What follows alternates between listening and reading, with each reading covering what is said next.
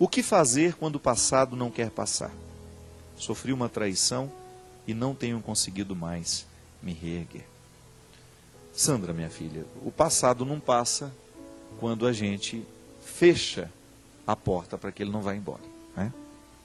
Toda vez que nós insistimos em martirizar dentro de nós uma experiência negativa, ela não vai passar. E a gente sabe, o tempo é o melhor remédio que nós podemos viver e experimentar e administrar em nós. A dor que me acometia tanto anteontem, a minha preocupação que estava me tirando o sono anteontem, à medida em que eu vou triturando isso, mastigando, administrando do jeito certo, colocando... Primeira coisa, a gente tem que fazer aquilo que a gente pode, né? Se tem alguma coisa me preocupando, a primeira coisa, o que eu posso fazer para diminuir essa preocupação? Existe alguma coisa de concreto que eu possa fazer? Então, tá, você tem uma dor, uma traição. Você já foi lá no traidor devolver o lixo dele? Será que você tem alguma coisa engasgada, qualquer coisa que você precisa resolver dentro do seu coração, jogar fora, através de palavras, um choro, sei lá? Alguma atitude sua que possa diminuir essa sensação de desconforto? A gente precisa fazer. É a mesma coisa a preocupação.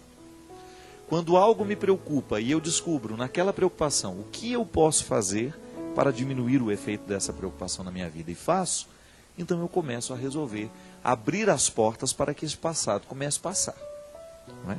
Porque senão nós vamos represar a experiência que não valeu a pena, nós vamos segurar dentro de nós o evento, o acontecimento que nos machucou, que nos lesou, e aí a gente vai viver um processo contínuo de lesões e de machucados, porque a lembrança, o rancor, o ressentimento, eles só provocam novas feridas dentro de nós. Eu nunca vi alguém ficar curado guardando ressentimento. Porque o que é o ressentimento? Ressentir. É sentir várias vezes. É como se você pegasse uma gilete e ficasse passando ela em cima do mesmo lugar da pele. Nunca vai cicatrizar. E o corte vai ficando pior.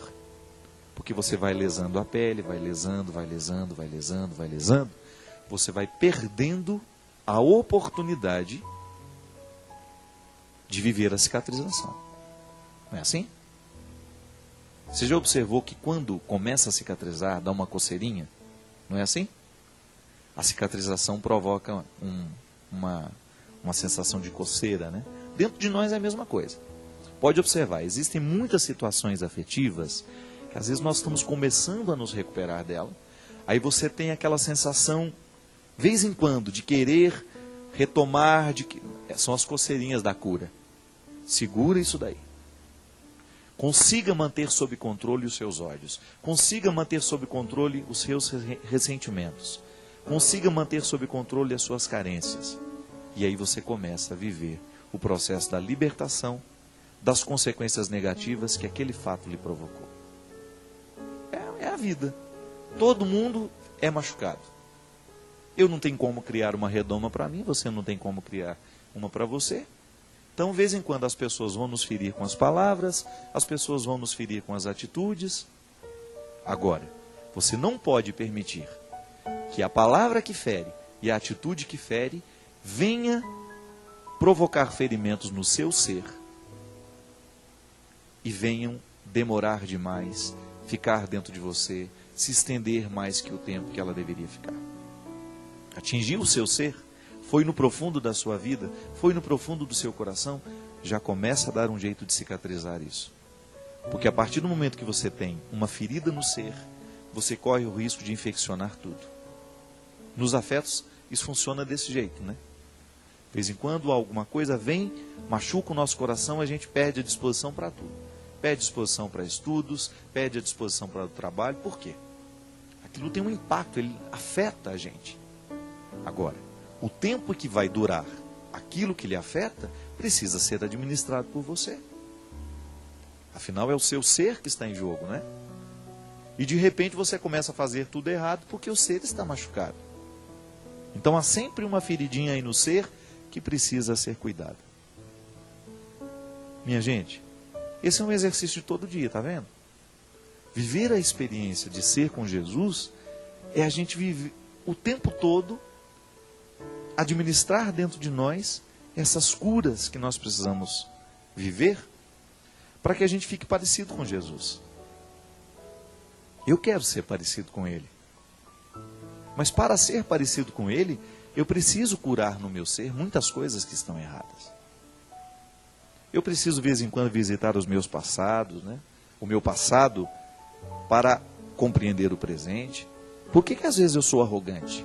Será que em algum momento da minha vida eu fui humilhado demais? E porque fui humilhado demais, tenho dificuldade de administrar os momentos em que alguém me contesta? Ninguém é por acaso.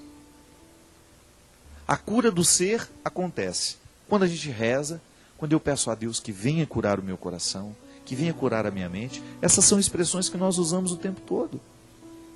Mas Deus muitas vezes cura o nosso coração, cura a nossa mente, através da nossa reflexão. Quando você começa a colocar em ordem os seus sentimentos desordenados, quando você começa a retomar a harmonia que às vezes a vida e os acontecimentos retiraram. E é isso que eu desejo para você. Que no hoje da sua vida, da sua história, você esteja empenhado em curar as feridas do seu ser. Se te machucaram, se te magoaram, se te feriram, não leve isso com você.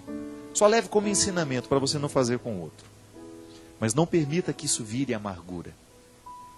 A tristeza, para ser criativa, ela tem que exercer dentro de nós o movimento da superação.